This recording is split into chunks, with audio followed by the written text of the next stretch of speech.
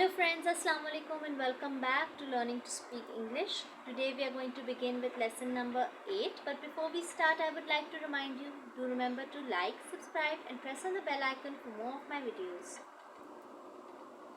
Lesson number 8, Noun, Ism. Noun refers to a person, place, animals, things, ideas or events etc. इसम शख्स, जानवरों, मकामात, चीज़ों, नज़रियात या वाक़ियात वगैरह का हवाला देती है. Noun encompasses most of the words of a language. किसी ज़बान में इसम अल्फाज सबसे ज़्यादा शामिल होते हैं. A noun is also called a naming word. इसम को एक नाम देने वाला अल्फाज भी कहा जाता है. Person, a name for a person, किसी भी शख्स का नाम. Animal, a name for an animal, किसी भी जानवर का नाम. Place, a name for a place, किसी भी जगह का नाम. Thing, a name for a thing, किसी भी चीज़ का नाम. Types of nouns, इसम के इकसाम. Proper noun, common noun, abstract noun, concrete noun, countable noun, non-countable noun, collective noun, compound noun. Proper noun, ism munasib. A proper noun is a name which refers only to a single person, place or thing and there is no common name for it. मुनासिब इसम एक नाम है जो सिर्फ एक फर्द, जगह या चीज़ से मुराद है और इसका कोई आम नाम नहीं. In written English, a proper noun always begins with capital letter. अंग्रेजी में एक मुनासिब इसम हमेशा बड़े हरूफ से लिखा जाता है. एग्जाम्पल, इस्लामाबाद, इससे मुराद सिर्फ एक खास शहर है. स्टीव किसी खास शख्स से मुराद है. ऑस्ट्रेलिया, ऑस्ट्रेलिया के नाम से कोई दूसरा मुल्क नहीं है, ये नाम सिर्फ एक मुल्क के लिए इस्तेमाल होता है. कॉमन नाउन, इसम आम. A common noun is a name for something which is common for many things, persons or places. एक आम इसम किसी चीज़ का नाम है जो बहुत सी चीज़ों, शख्स या जगहों के लिए आम होता है. It encompasses a particular type of thing, person or place. इसमें एक खास किस्म की चीज़ें, शख्स या मकामात शामिल होते हैं. For example, country, मुल्क. It can refer to any country, nothing in particular. ये किसी भी शहर, किसी भी मुल्क का हवाला दे सकता है लेकिन ख़ास तौर पर कुछ भी नहीं. City, शहर. It can refer to any city. ये किसी भी शहर हो सकता है. Like, जैसे Lahore, Islamabad, Multan etc. But nothing in particular. लेकिन किसी खास तौर पे सिटी का नाम नहीं होता है. ये कोई खास सिटी का नहीं बल्कि कोई भी सिटी हो सकता है. Abstract noun, खुलासा इसम. An abstract noun is a word for something that cannot be seen but is there. खुलासा इसम एक ऐसी चीज़ का अल्फाज है जिसे देखा नहीं जा सकता लेकिन मौजूद होता है. It has no physical existence. इसका कोई जिस्मानी वजूद नहीं होता. Generally it refers to ideas, qualities and conditions. आमतौर पर इससे मुराद ख़यालात, खसूसियात और शराइत वगैरह होते हैं. For example,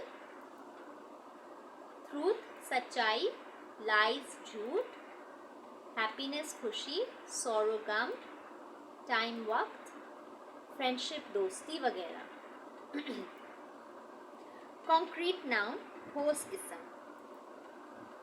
A concrete noun is the exact opposite of an abstract noun. एक ठोस इसम खुलासा इसम से मुकम्मल उल्ट होता है. It refers to the things we see and have physical existence. इससे मुराद वो चीज़ें हैं जिनको हम देखते हैं और इसका जिस्मानी वजूद भी होता है. For example, चेयर, कुर्सी, टेबल, मेज़, बैट, बॉल, गेंद, वाटर, पानी, शुगर, चीनी वगैरह. काउंटेबल नाउन, काबिले गिनती इसम। The nouns that can be counted are called countable nouns. जो इसम शुमार की जा सकती हैं उन्हें गिनती काबिल इसम कहा जाता है। फॉर एग्जाम्पल, चेयर कुर्सी, टेबल मेज, बैट बैट, बॉल कैन, एक्सेट्रा वगैरह। You can say one chair, आप ये बोल सकते हैं एक कुर्सी, टू चेयर्स दो कुर्सी, थ्री चेयर्स तीन कुर्सी। सो चेयर्स आर काउंटेबल, इसका मतलब ये हुआ कि चेयर्स जो है वो गिनती लायक है। नॉन काउंटेबल नाउन, गैर गिनती इसम।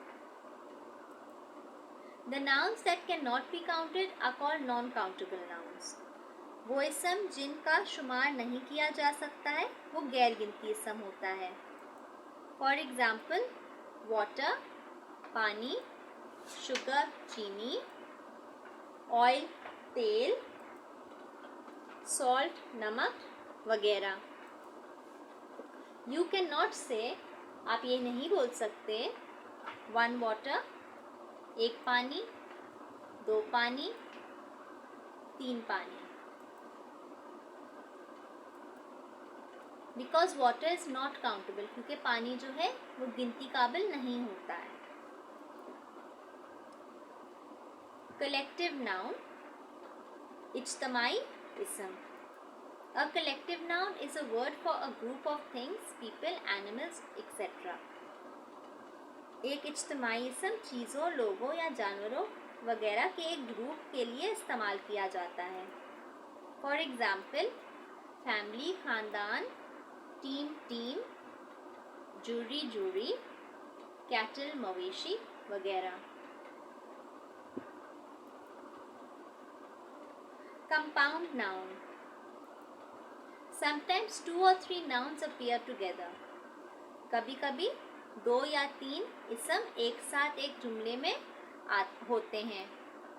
और even with other parts of speech, और दूसरे parts of speech के साथ भी वो मौजूद होता है। And creates idiomatic compound nouns, और फिर उससे क्या बनता है, idiomatic compound noun बनता है।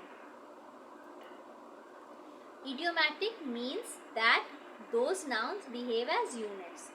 Idiomatic से का मतलब है वो इसम एक यूनिट के तौर पर बर्ताव करता है। To a lesser or greater degree, amount to more than the sum of their parts, और कम या ज़्यादा डिग्री तक इनकी खसूसी रकम से ज़्यादा मकदार में। फॉर एग्जाम्पल, 6 पैक, अब इसमें 6 एक नाउन है और पैक दूसरा नाउन है। इसको जब हम जोड़ते हैं तो ये बन जाएगा 6 पैक की एक वर्ड बन जाता है।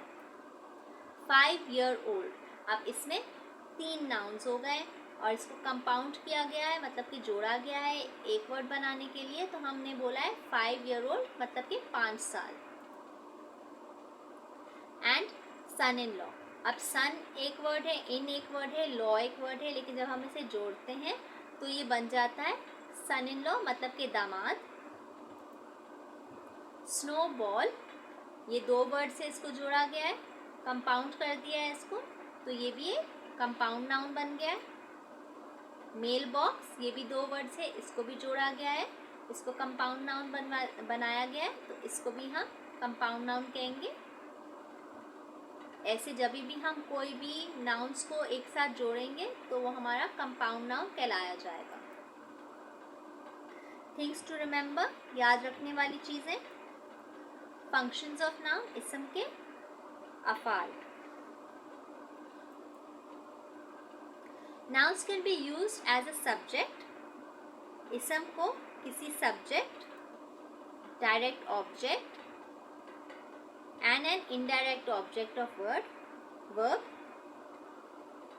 और एक indirect object of verb as an object of preposition, एक preposition object of preposition की तरह, and as an adverb, या एक adverb की तरह। For example, as a subject, एक subject की तरह हम इसे कैसे इस्तेमाल करेंगे। The company is doing great, अब ये सेंटेंस में हमारा नाउन कौन सा है? हमारा नाउन है कंपनी, सही है। लेकिन हम इसमें क्या ढूंढ रहे हैं? अभी सब्जेक्ट ढूंढ रहे हैं। तो ये कंपनी हमारा सब्जेक्ट भी बन गया है और नाउन भी बन गया है। कैसे? क्योंकि हम कंपनी के बारे में बात कर रहे हैं, तो इसीलिए हमारा सब्जेक्ट भी है ये, और ये एक नाउन भी है। तो ये हमारा बन गया noun used as a subject.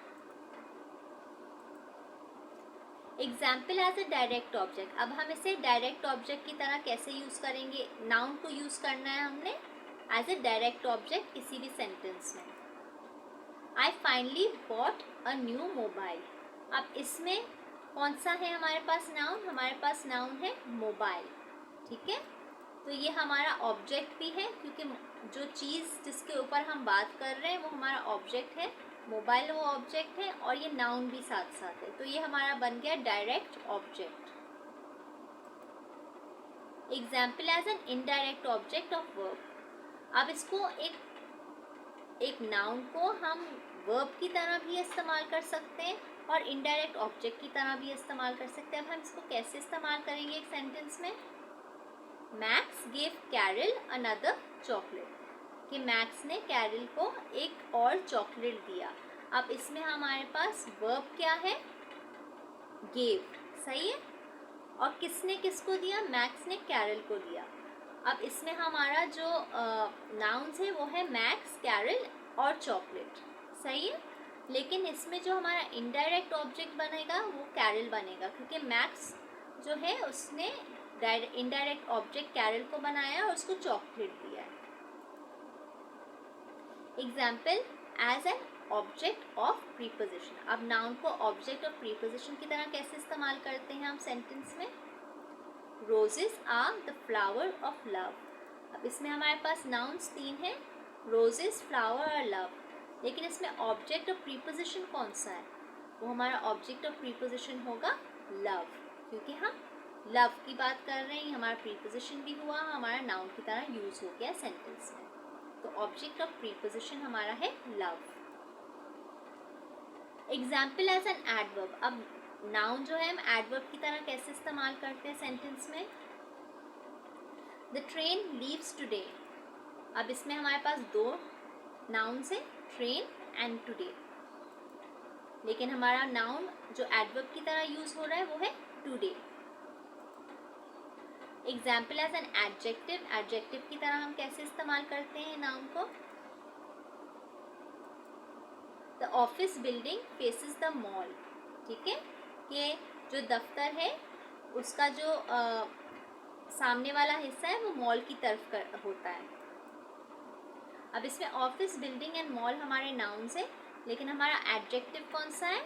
हमारा एडजेक्टिव ऑफिस है। तो इसका मतलब है हम ऑफिस को एज एन एडजेक्टिव यूज कर रहे हैं in this sentence. Example as possession. The lion's cage is dangerous. अब हम इसे कब्जे की तरह कैसे इस्तेमाल करेंगे? पोजेशन का मतलब होता है कब्जा। तो इसमें सबसे पहले हम देखेंगे कि नाउन कौन सा है। इसमें नाउन्स हमारे पास 2 हैं, एक लाइन है जो जानवर का नाम है, एंड केज जो है वो प्लेस है। तो ये हमारे 2 नाउन्स हैं। और इसको इसमें पोजेशन कौन सा हो रहा है? पोजेशन हो रहा है लाइन का। तो हमने ये लाइन को यूज़ किया है as a possession in this sentence. तो ये हमारा हो गया possession noun. Thank you so much for joining me today. यहीं पे हमारा क्लास ख़त्म होता है। Please remember to like, subscribe and share, and don't forget to press on the bell icon for more of my videos. Thank you so much for joining me today. Allah Hafiz.